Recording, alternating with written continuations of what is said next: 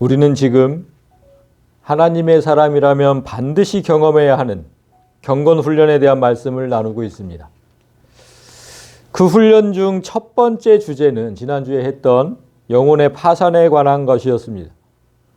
심령이 가난한 자는 복이 있나니 천국이 그들의 것이다. 이 말씀이 첫 번째 주제였던 이유는 영혼의 파산을 선고받은 사람만이 나머지 7가지 훈련도 제대로 받을 수 있기 때문이다. 이렇게 얘기했습니다. 따라서 오늘 두 번째 주제인 애통해 하는 자도 영혼이 파산되지 않으면 할 수 없는 겁니다. 그게 모든 복의 첫 번째 조건입니다. 우리가 첫 번째 주제에서 심령과 가난의 뜻을 먼저 알고, 여기서 심령과 가난의 뜻을 먼저 알고 그 말씀을 빛과 소금으로 연결했던 것처럼 오늘 주제 애통하는 자는 복이 있나니 그들이 위로를 받을 것입니다. 이 말씀도 애통하는 자, 애통이 도대체 뭐냐? 그리고 위로가 도대체 무엇인지 그 뜻을 먼저 알고 그 다음 본문인 율법과 어떻게 연결되는지를 보겠습니다. 자, 그럼 먼저 여기서 애통으로 번역된 단어, 그 단어가 무슨 뜻인지를 보니까 펜테오 이런 단어입니다. 펜테오. 아주 고통스럽게 슬퍼한다는 뜻입니다. 지난주 심령의 가난이 무지막지한 폭력에 의해서 아무것도 할 수 없는 상태를 의미한 것처럼 이 단어의 뜻도 슬픔의 최고봉에 이르러서 기진맥진한 상태를 의미합니다. 너무너무 슬퍼서 아무것도 할 수 없는 상태. 그런 상태를 펜테오라고 합니다. 그렇다면 여러분 한번 생각해 보십시오. 사람이 느끼는 슬픔 중에 가장 큰 슬픔이 언제일까요? 가장 큰 슬픔을 느낄 때. 모든 사람이 한 마음으로 대답하는 것은 사랑하는 사람이 죽었을 때입니다. 그때만큼 더 큰 슬픔이 없죠. 특별히 자식이 죽었을 때 그 슬픔은 정말 어떤 거에 비하겠습니까? 그래서 이 단어는 성경에서도 죽은 자를 위해 슬퍼하거나 애통할 때 자주 쓰였습니다. 성경의 사례에서 한 가지를 보면 요셉이 죽었다는 소식을 들은 야곱, 그의 마음을 표현할 때 이 단어가 쓰였습니다. 야곱이 자기 옷을 찢고 굵은 배로 허리를 묶고 오래도록 그의 아들을 위하여 애통하니 옷을 찢을 만큼 극도의 슬픔을 느꼈다. 그리고 그 슬픔이 너무 깊어서 아주 오래도록 그 슬픔이 지속되었다. 이런 뜻입니다. 그런 감정이 지금 펜테오라고 얘기하는 겁니다. 애통해 했다. 펜테오. 구약도 이렇게 표현을 했지만 신약에서도 똑같이 표현을 했습니다. 신약에서도 마찬가지로 자식을 잃은 어머니, 그리고 사랑하는 사람을 잃은 사람들이 느끼는 극심한 고통의 슬픔으로 표현합니다.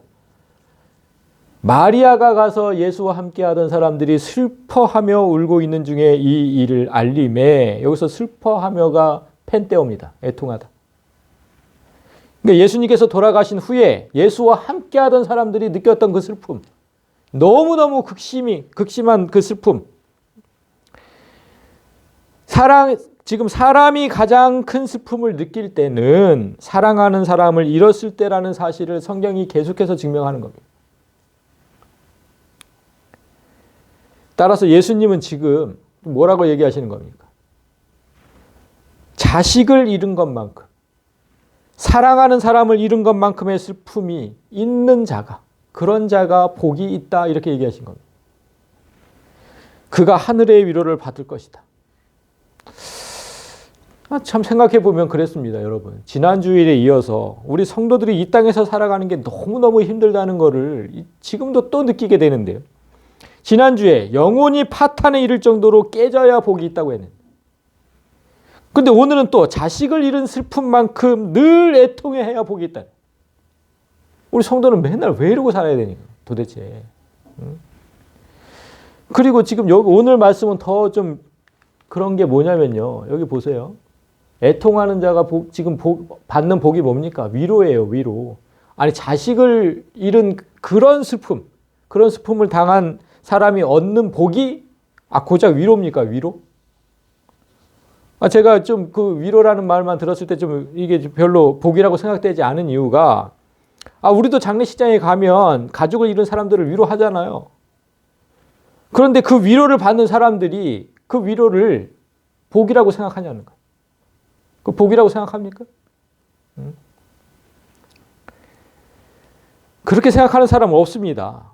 그러면 이 복은 좀, 이 위로는 좀 다를까요? 이 위로는? 지금 뭐 복이 있다고 했으니까 하늘의 위로겠죠. 하늘의 위로는 좀 다를까? 그래서 위로라고 번역된 단어를 좀 더 자세히 알아보아야 할 필요가 있습니다. 보니까 위로라고 번역된 단어는 파라칼레오입니다. 파라칼레오.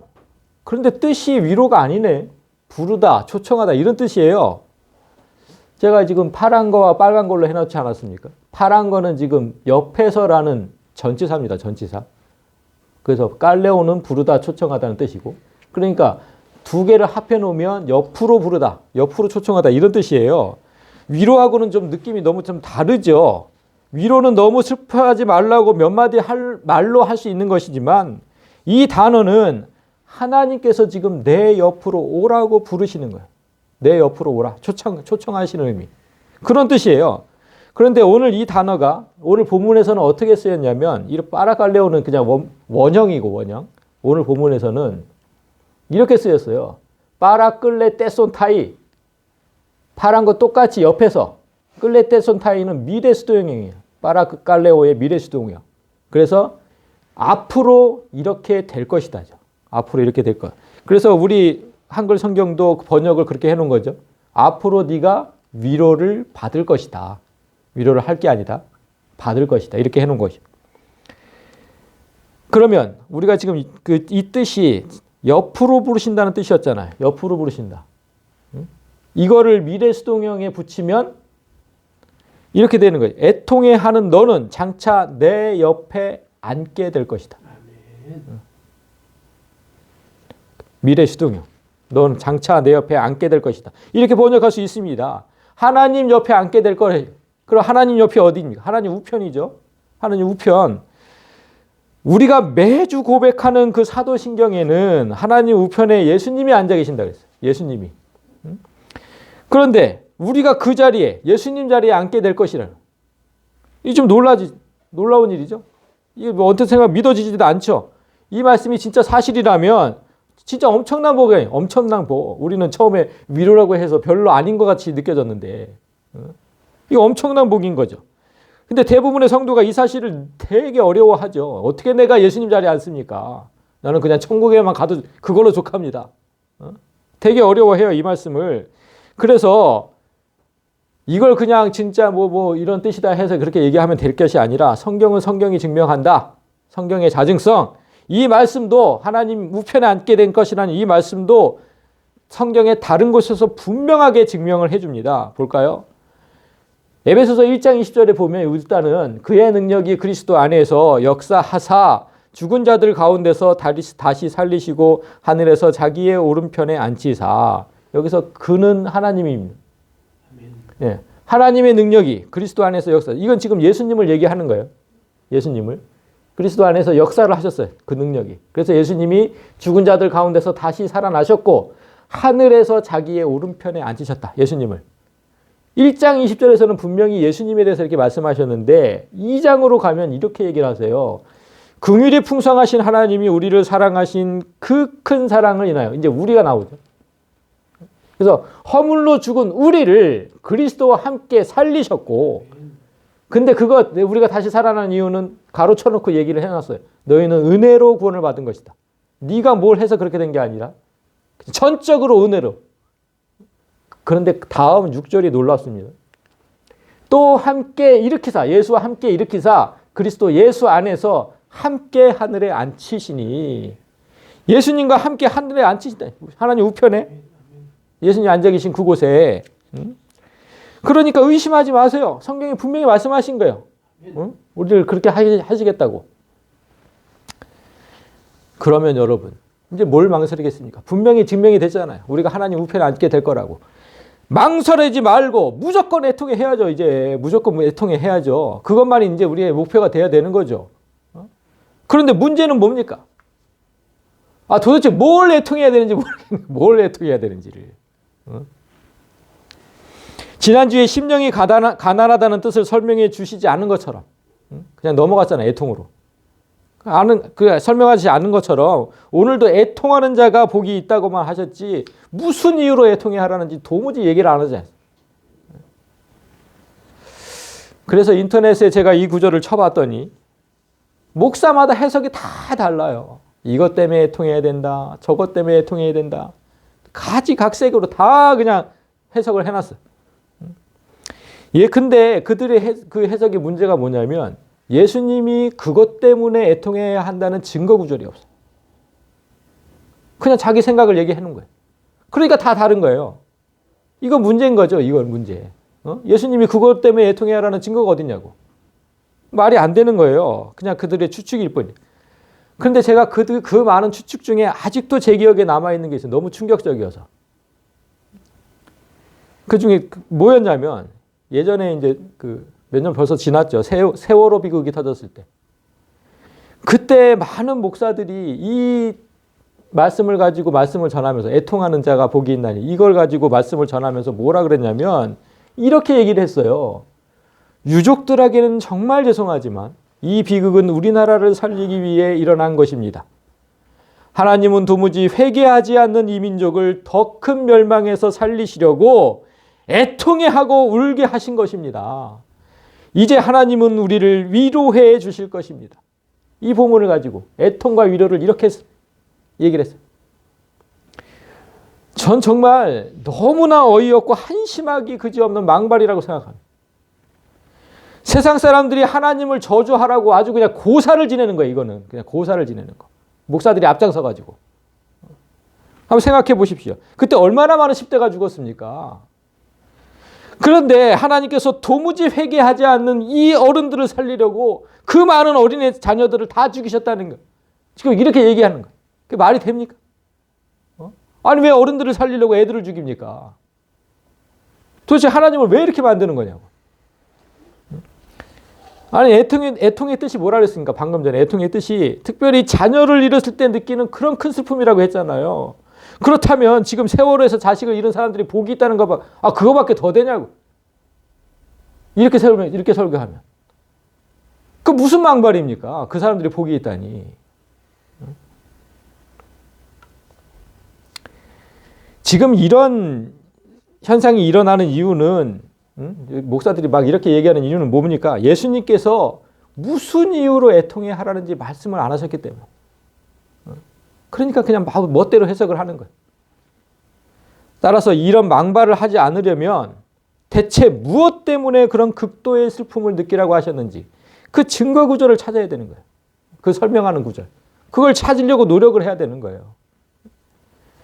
저는 지난주에 분명히 이걸 찾으려고 애를 썼다고 했고 그래서 기도 중에 그 다음 구절이 보였다고 했고 그래서 이제 8가지 복과 8가지 주제를 짝지으라는 확신이 생겼기 때문에 한 주 한 주 이제 짝지어 나가면서 그 증거를 대겠다고 했습니다. 그래서 지난주에 짝지은 대로 보면 오늘은 어떻게 됩니까? 율법 때문에 애통하는 자가 돼야 되는 거예요. 율법 때문에 애통하는 자. 그런 결론이 나오는 거죠. 예수님은 분명 율법을 지키지 못해서 애통해 하는 자가 복이 있다고 말씀하신 거예요. 다르게 해석하면 안 되고 말씀을 지키지 못해서 애통해 하는 자가 복이 있다. 그런데 참 이렇게만 생각하면 너무 이상해요. 우리가 보통 한번 생각을 해보면 어떤 시험이든 떨어지면 기분이 나쁜 거예요. 어떤 시험이든 떨어지면 막 낙심이 되고 기분도 안 좋고. 그런데 지금 그와 마찬가지로 율법을 지키지 못했다면 그건 낙심할 일이지 전혀 기뻐할 일이 아니거든요. 그런데 예수님은 그런 자가 복이 있다고 하시는 그런 자가 복이 있다. 아니 생각해보면 하나님의 법을 잘 지킨 사람을 하나님 우편에 앉혀야지 하나님의 말씀을 지키지 못한 자를 왜 하나님 우편에 앉히시냐고. 이렇게 생각될 수밖에 없잖아. 그래서 애통이 중요한 겁니다. 그래서 애통이 중요한 거예요. 단순히 말씀을 못 지킨 자를 안 지켰다는 게 아니잖아요. 그런 자를 안 지켰다는 게 아니에요. 그 말씀을 지키려고 무진 애를 썼지만 자꾸만 넘어지고 넘어져서 그것이 너무나 분하고 억울하고 슬픈 그런 사람을 안 치겠다는 거예요. 그런 사람. 응? 예수님은 우리와 똑같은 육신을 입어 보셨기 때문에 우리가 얼마나 나약하고 연약한지 잘 아십니다. 그래서 우리가 율법을 완벽하게 지키고 산다는 거, 그건 애초에 불가능하다는 것도 잘 아세요. 잘 아신다고요. 그래서 생각해 보면 말씀대로 살지 못할 때마다 자식을 잃은 슬픔을 느낀다면, 한번 생각해 보세요, 여러분. 어떤 사람이 그러게, 내가 또 말씀을 지키지 못했는데. 그때마다 자식을 잃은 고통을 느낀대요. 그런 사람이 흔치 않죠. 근데 그런 사람이 있다면 그가 얼마나 말씀대로 살려고 노력했는지 그 반증이잖아요. 반증. 정말 노력했는데 안 되니까 그런 고통이 오는 거잖아요. 노력하지 않은 사람은 그런 고통도 없는 거죠. 내가 또 말씀대로 살지 못했구나 생각될 때마다 정말 나 같은 놈은 죽어야 한다고 맨날 그렇게 자빠지게 돼 있다니까요. 신약 성경의 절반을 기록한 바울. 신약 성경 절반을 기록했는데 바울도 그 아픔을 똑같이 느끼고 그렇게 똑같이 토로를 했어요. 로마서 7장 22절을 보면 내 속사람으로는 하나님의 법을 즐거워하되, 그러니까 속사람, 성령으로 거듭난 사람이잖아. 성령으로 거듭난 사람. 성령으로 거듭난 나는 정말 하나님의 법을 즐겁게 지키고 싶어요. 그런데 그게 잘 안 된다는 거예요. 그게 내 지체 속에서 한 다른 법이 있는데 그 법이 내 마음의 법과 싸워서 내 지체 속에 있는 죄의 법으로 나를 사로잡는 것을 본다. 성령의 법과 내 마음의 법은 성령의 법. 근데 지체 속에, 육체 속에 있는 다른 법, 그 죄의 법, 성령의 법과 죄의 법이 항상 싸워요.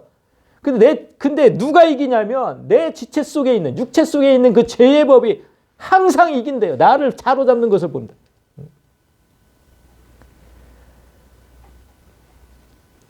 항상은 아니겠죠. 항상은. 이 두 법이 싸울 때 정말 매번은 아니더라도, 항상은 아니더라도 아주 자주, 진짜 아주 자주 나는 죄가 나를 이기는 모습을 목격하게 된다라고 고백을 했어요. 바울도. 신약 성경의 반을 쓴 바울도. 그럼 우리는 어떨까? 우리는 얼마나 더 하겠습니까? 그렇게 이런 모습을 보게 되면 탄식할 수밖에 없는 겁니다. 탄식할 수밖에. 오호라, 나는 공고한 사람이로다. 이 사망의 몸에서 누가 나를 건져내랴. 공고한 사람, 비참하다는 뜻이에요. 비참하다. 난 정말 비참한 사람이다. 난 아무리 하려고 해도 안 되는구나. 난 진짜 비참하다. 이 사망의 몸에서, 이 육신, 이 몸을 입고 있는 한은 나는 그렇게 살 수밖에 없다. 이 육체에서 도대체 누가 나를 건져낼 거냐. 누가. 이런 사람이, 이런 모습이 바로 애통해 하는 겁니다. 이런 사람. 이렇게 괴로워하는 게. 그런데 이런 사람이 복이 있는 이유가 뭡니까? 이 애통 다음에는 누가 나를 건져내라 그랬죠. 반드시 나를 건져줄 구원자를 찾게 돼 있기 때문에 난 아무리 해도 안 되니까 누군가 나를 좀 구원해 줬으면 좋겠어. 찾게 돼 있어요. 구원자를. 그래서 복이 있는 겁니다. 그래서 바울도 우리 주 예수 그리스도로 말미암아 하나님께 감사하리로다. 그런즉 내 자신이 마음으로는 하나님의 법을, 육신으로는 죄의 법을 섬기노라. 내 힘으로는 도저히 죄를 이길 수 없다는 그 깊은 탄식을 경험한 사람만이 나를 그 죄에서 구원하신 그리스도께 감사하게 되는 것. 감사는 그냥 이루어지지 않아요. 느껴봐야 돼요. 지가 얼마나 못하는 사람인지. 그래서 예수님이 나를 구원해 주신 게 얼마나 고마운지, 고맙고 감사한지. 비록 이 땅에서는 육신을 입고 죄의 법을 섬길 수밖에 없어요. 이 육신이 있다면 예수님 오시는 그날 전까지는 그렇게 살 수밖에 없어요. 인정해야 돼. 인정. 그렇지만 마음으로는 이제 성령께서 내 안에 오셨기 때문에 그 마음의 법, 속사람, 그 마음의 법을 섬기면서 이제는 그 죄와 싸울 수는 있게 됐어요. 그것만으로도, 그 사실만으로도 난 감사하다는 거예요. 예전에는 그 생각조차도 안 했거든. 싸울 생각조차도. 그냥 살았지. 그게 죄인지도 모르고 뭐 그냥 그렇게 살았잖아요. 근데 그거 사실만으로 감사하다. 따라서 여기까지 내 힘만으로는 절대로 죄에서 벗어날 수 없다. 요 사실만을 기억하고 두 번째 본문으로 넘어가야 돼요. 내 힘만으로는 절대로 죄에서 벗어날 수 없다. 자, 그걸 가지고 다음 두 번째 본문으로 갑니다. 내가 율법이나 선지자를 폐하러 온 줄로 생각하지 마라. 폐하러 온 게 아니라 나는 완전하게 하러 왔다.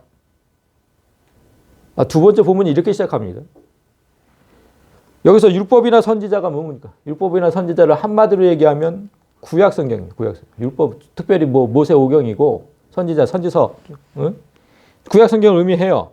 즉 나는 하나님 말씀을 성경을 폐하러 온 사람이 아니다.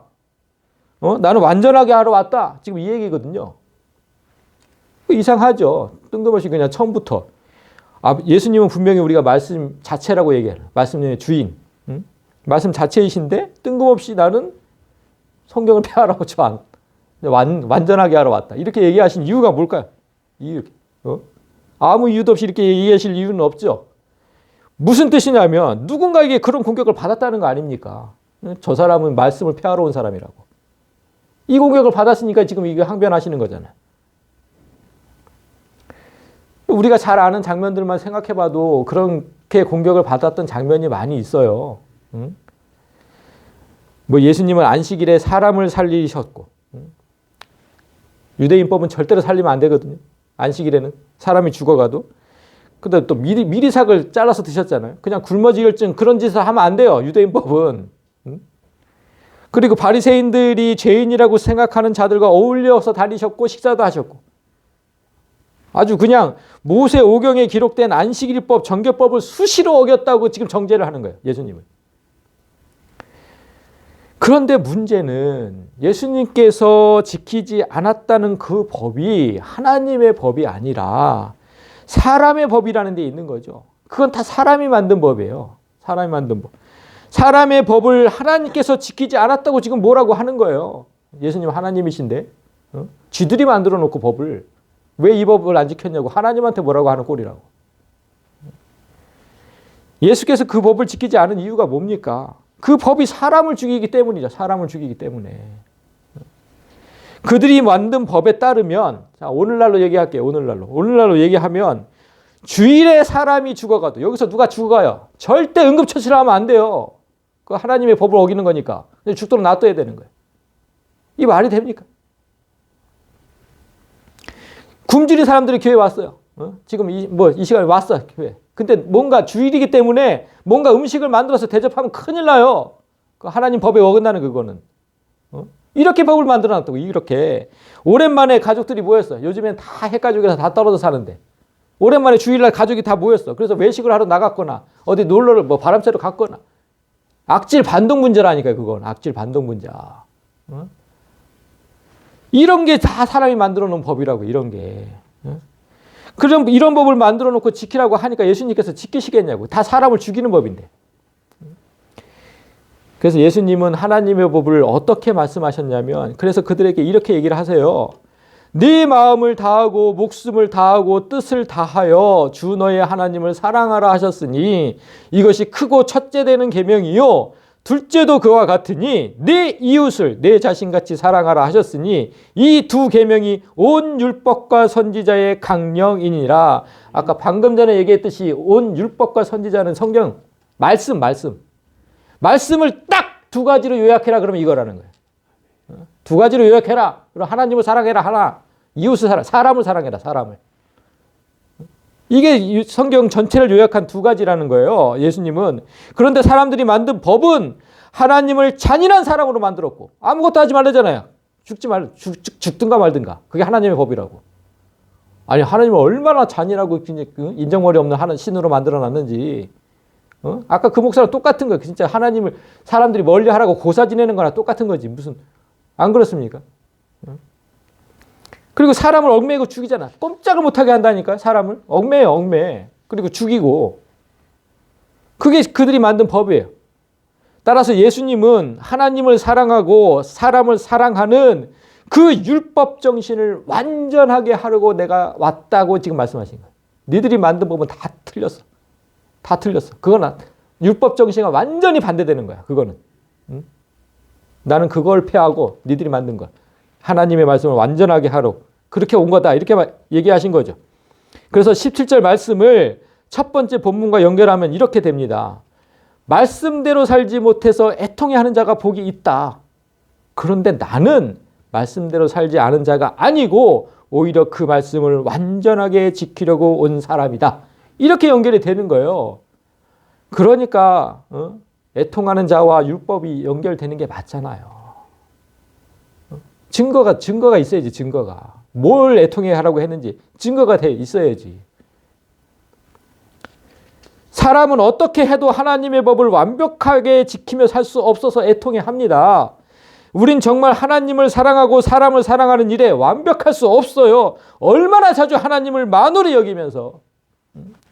저도 살다 진짜 제가 그때 하나님이 늘 불꽃 같은 눈빛으로 우리를 지켜보신다고 말로만 하지만 그 하나님 앞에서 얼마나 참담한 죄를 많이 짓고 사는지. 성질을 내고 입에서 막 험한 얘기 나오고 하나님이 계시다면 진짜 그러면 그렇게 할 수 있을까요? 얼마나 자주 우리가 하나님을 만홀히 여기며 사람을 수시로 미워하는지. 저 인간은 진짜 보기도 싫은 저 인간은 좀 없어졌어요. 제가 제일 많이 합니다. 저 싹 다 죽었으면 좋겠다고 제가 제일 많이 합니다. 저런 인간들은 싹 다 죽었으면 좋겠다. 저부터 고백하는 겁니다. 저부터. 그렇게 해요. 우리는 하나님도 사랑하지 않고 사람도 사랑하지 않고 완벽할 수가 없어요. 그러나 예수님은 그 율법 정신을 완벽하게 지키신 유일하신 분이에요. 유일하신 분. 그래서 18절에서 이렇게 얘기하세요.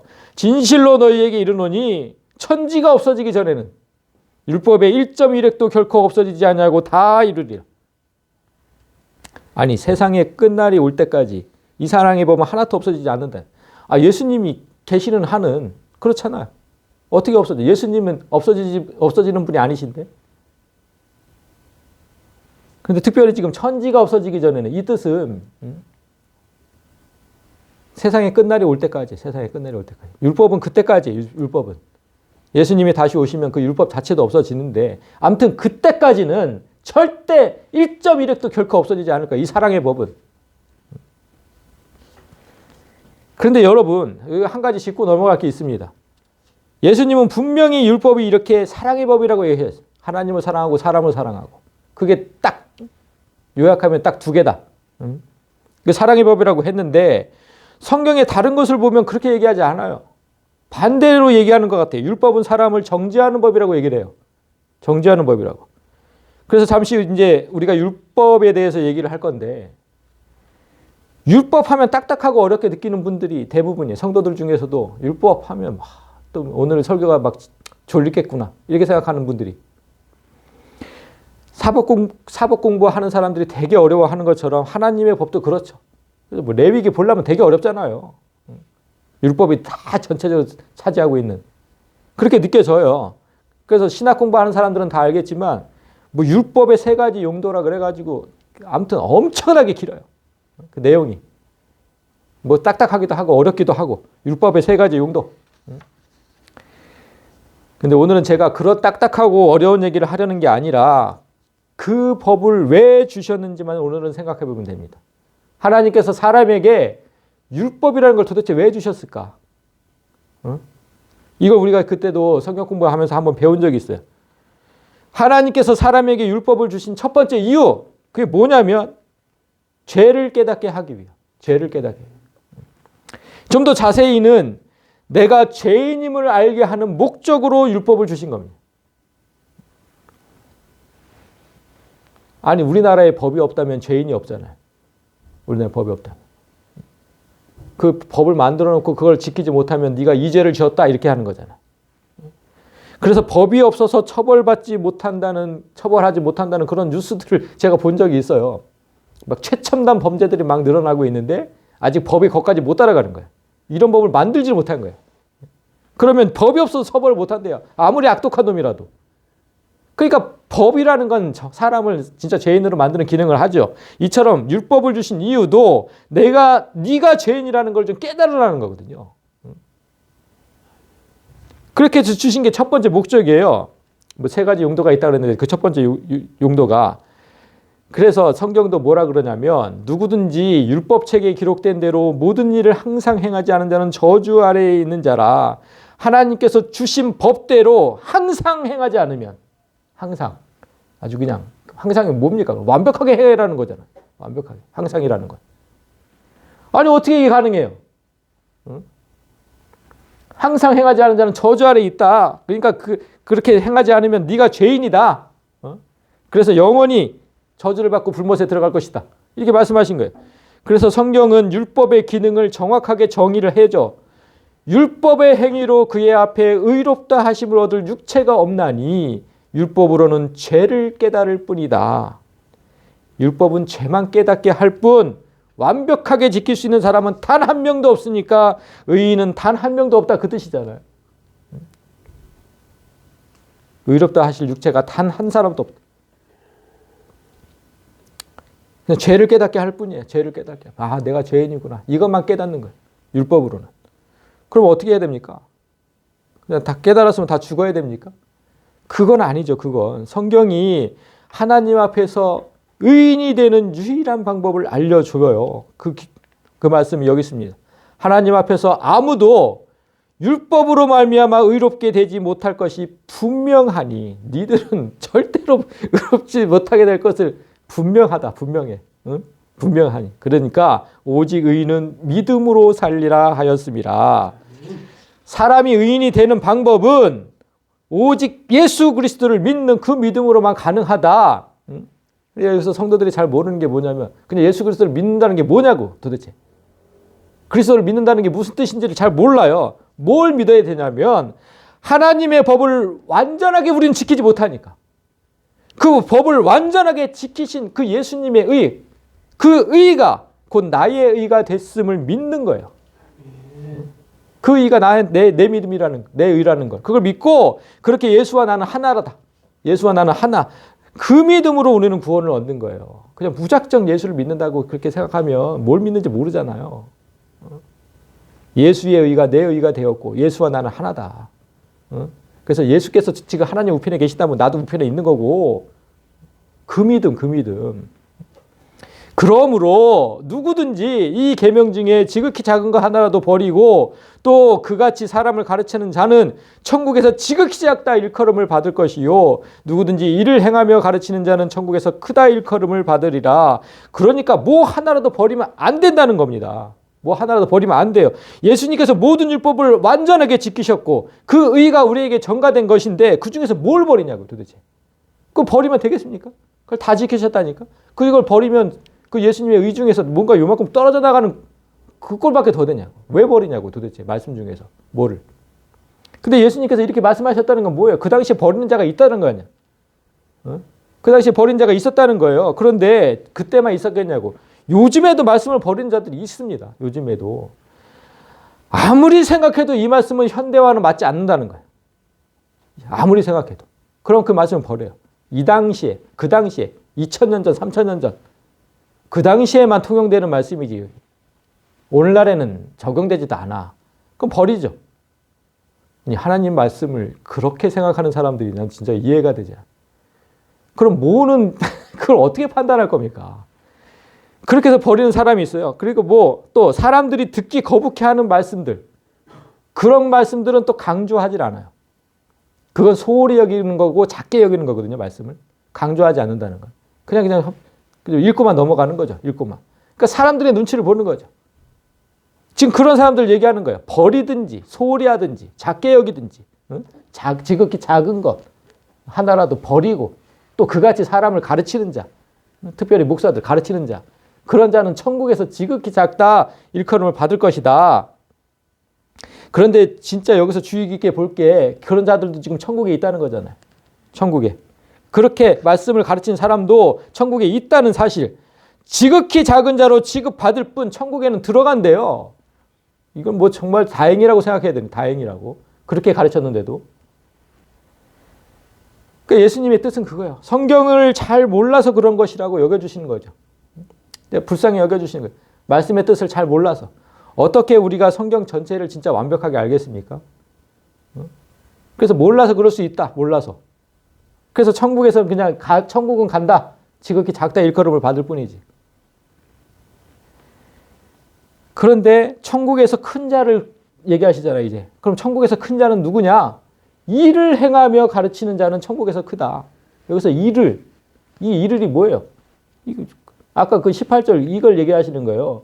진실로 너희에게 이르노니 천지가 없어지기 전에 율법의 1.1획도 결코 없어지지 않냐고 다 이루리라. 말씀 하나도 버리지 않고 모든 말씀을 소중하게 가르치는 자는 천국에서 큰 자로 여김을 받을 것이다. 하나님 말씀이잖아요. 맨날 하나님 말씀이라고 하잖아. 우리가 성경 전체를. 그걸 지가 뭔데 소홀히 여기고 버리고 하냐고. 당연하죠. 하나도 안 버리고 정말 귀중하게 전하고 가르치는 사람. 그 사람이 천국에서 크다. 그 사람이 천국에서 크다. 그러니까 예수님께서는 지금 너희가 말씀에 차등을 두면 나도 차등을 둘 것이고 너희가 말씀을 모두 1등 말씀으로 여기면 나도 1등으로 여길 것이다. 그렇게 말씀하신 거예요. 어찌 됐든 둘 다 천국에는 있다 그랬어요. 둘 다 천국에는 있다.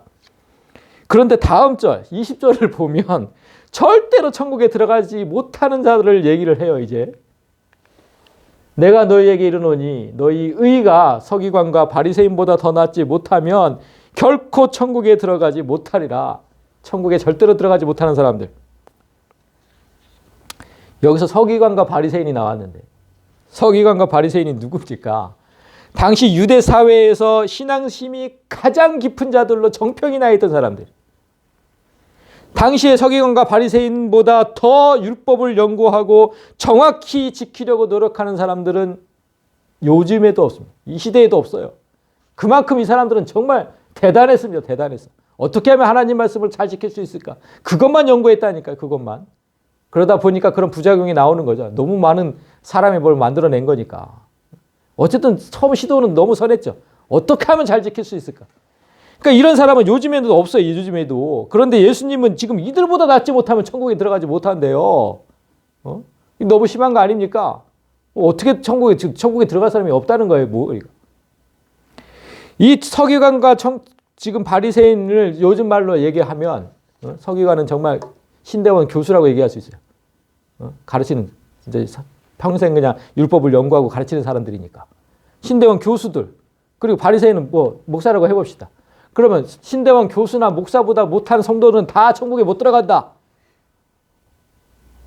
청천벽력 같은 소리죠.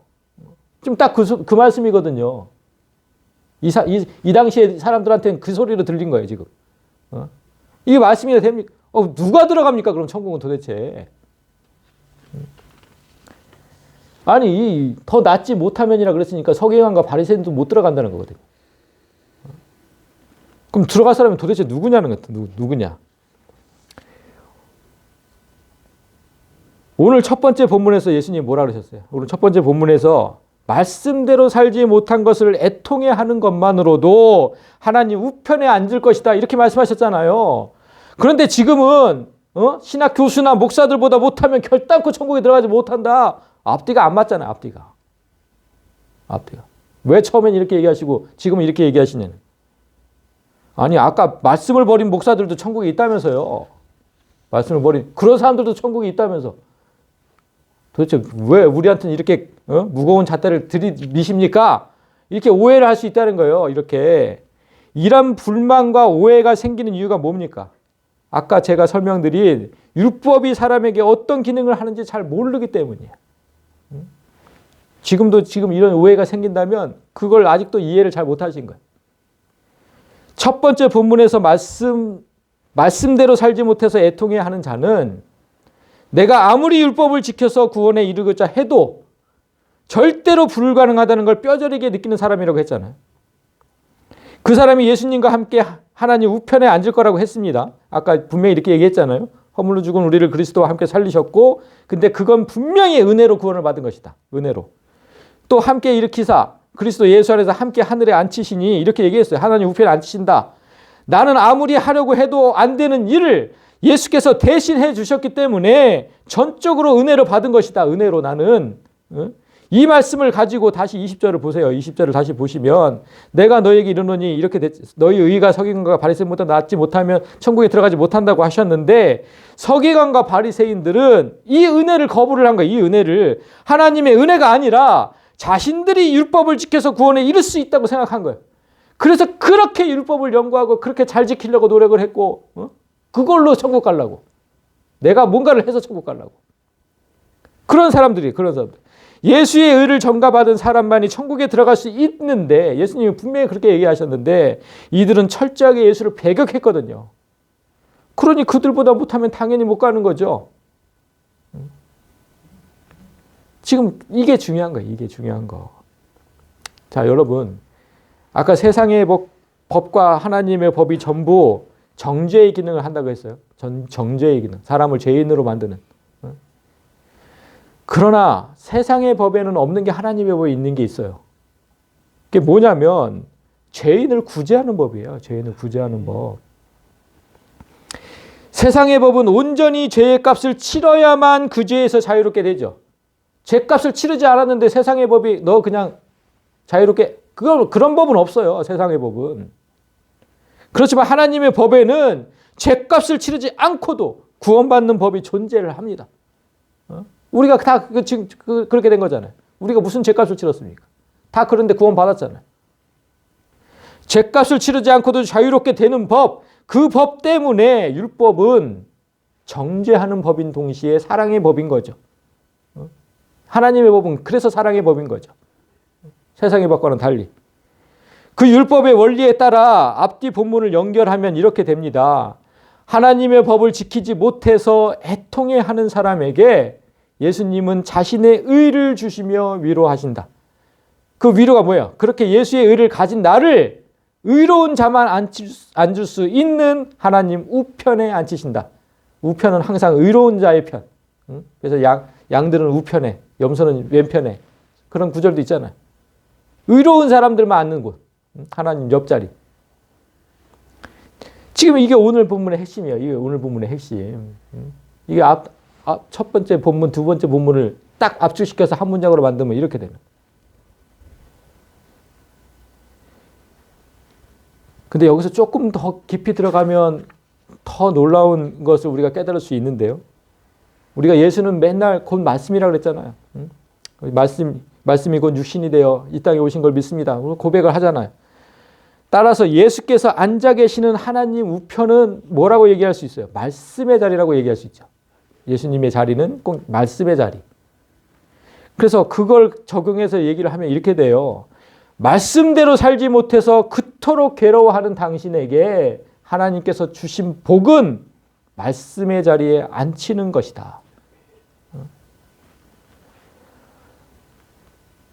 제가 이걸 제가 한 주간 동안 묵상하면서 깨달을 때 너무너무 감사했어요. 말씀대로 살지 못해서 그토록 괴로워하는 당신에게 제 아내만 제 아내만 진짜 제가 얼마나 괴로워하는지 그 말씀 제가 정말 성질 한번 낼 때마다 그러고 나서는 얼마나 괴로워하는지 아무것도 못하고 무슨 성경을 볼 수도 없고 기도도 할 수 없고 아무것도 할 수 없고 그냥 엎드러져 있다니까요. 그냥 3시간 4시간이든 너무너무 그렇게 괴로워서 늘 제가 아내는 그걸 너무나 잘 알아요. 아무것도 할 수 없어. 그래서 저한테 이 복을 주시지 않았나 이 생각이 드는 거예요. 갑자기 이번 한 주간 동안에 그래도 저한테는 그냥 말씀을 막 깨닫게 해주시니까 지금 이거 8가지 복과 8가지 주제를 연결시키시는 것도 세상에 아무도 못하는 걸 지금 하고 있잖아요. 말씀을 자리에 앉히신 것 같은 거예요, 저를. 그래서 그렇구나. 정말 이 복을 주신 거구나. 이 복을 나한테. 너무너무 감사했어요. 너무너무.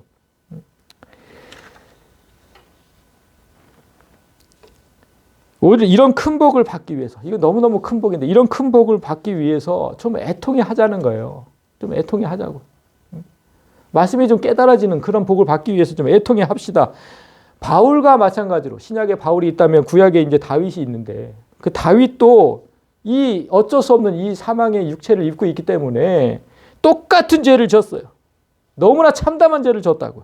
그 하나님의 법을 어기면서 그렇게 살았어요. 다윗도 이웃의 아내를 탐하지 말라는 하나님의 법을 어기면서 밧세바를 탐했고 분명히 십계명에 있는데 그리고 살인하지 말라는 것도 십계명에 있는데 그 법을 어기면서 그 밧세바의 남편을 죽여버렸고 너무나 참담한 죄를 지으면서 그렇게 살았어요. 그런데 그런 그가 훌륭했던 이유가 뭡니까? 바로 이 애통 때문에 있어요. 애통 때문에 훌륭한 거예요. 애통 때문에. 그렇게 율법을 어긴 후에 다윗이 한 행동을 보면 내가 탄식함으로 피곤하여 밤마다 눈물로 내 침상을 띄우며 내 요를 적시나이다. 요가 적고 눈물로 침대를 띄울 만큼 이 은유법이지만 그만큼 울며 회개했다는 거 아닙니까? 그만큼 울면서 얼마나 많은 회개의 눈물을 흘렸는지 짐작할 수가 있어요. 얼마나 흘렸는지. 그런데 중요한 건 그 회개가 일회성이 아니었다는 거예요. 밤마다 울었다는 거예요. 밤마다. 이것이 다윗이 애통해 하는 마음이에요. 이것이. 우리는 어떻습니까? 우리는. 죄를 지어놓고 회개를 했다고 하더라도 단 한 번 하고 나서 그걸 잊어버려요. 금방 잊어버려 우리는. 회개했다. 그래도 난 회개했다. 잊어버린다고. 무슨 밤마다 우는 게 어딨어요 우리가. 그런데 다윗은 내가 하나님 마음을 아프게 했다는 걸 생각하면 할수록 크게 괴로워서 밤마다 울었다는 거예요. 그 바세바를 범한 다음에 나단 선지자가 와서 뭐라 그럽니까? 네 때문에 하나님이 마귀한테 조롱을 당했다고 얘기하지 않습니까? 그거 생각하면 너무너무 죄송한 거야. 그거 생각하면 내가 뭔데 하나님이 마귀한테 조롱을 당하냐고. 그리고 결국은 하나님의 아들을 또 우리 때문에 보내주시잖아요. 죽이시잖아요. 그런 걸 생각을 하면 생각할수록 정말 너무너무 죄송하고 눈물로 밤을 지새워야지. 어떻게 딱 한 번 회개하면 끝입니까? 그건 진짜 너무 얌체 같은 짓 아니에요? 하나님 앞에서 가슴을 부여잡고 애통해 한다는 건 그만큼 하나님의 상한 마음을 생각하는 거죠. 나 때문에 마귀에게 조롱받고 나 때문에 아들을 죽여야만 했던 그 하나님의 아픔을 생각한다면 그저 눈물밖에 나오지 않아야죠. 그냥 딱 한 번 회개했다고. 그거 무슨 계속 되뇌고 해서 다시는 그 죄를 범하지 않으려고 해야지. 자, 여러분 말씀을 맺겠습니다. 오늘은 성도가 반드시 훈련해야 할 두 번째 주제, 애통하는 자가 복이 있다는 말씀에 대해서 나눴습니다. 우리가 하나님의 법을 지키지 못했다는 것은 지난주일 말씀하신 빛과 소금으로 살지 못했다는 것과 일맥상통합니다. 그렇게 살면 악한 세상에 짓밟힌다고도 했습니다. 그러나 오늘 하나님은 그 사실을 슬퍼하는 것만으로, 애통해하는 것만으로 우리에게 하늘의 우편에 앉는 복을 주시겠다고 했습니다. 그러니까 좀 애통해 하자고. 이 말씀을 명심하시면서 말씀대로 살지 못해서 그토록 괴로워하는 당신에게 하나님께서 주신 복은 말씀의 자리에 앉히는 것이다. 말씀의 자리에 앉아 있으면 말씀대로 행하지 않겠습니까? 이게 중요한 거 아니에요? 이 크신 은혜를 생각하면서 저와 여러분 모두가 올 한 해 좀 더 성숙해져서 다윗처럼 하나님 마음을 좀 생각하는 좀 성숙해져서 진실로 애통해 하는 심령이 되었으면 좋겠습니다. 참된 마음으로 예배하고 갈급한 심령으로 말씀을 받아들이면서 하나님을 사랑하고 사람을 사랑하는 영혼들이 되시기를 진심으로 소망합니다.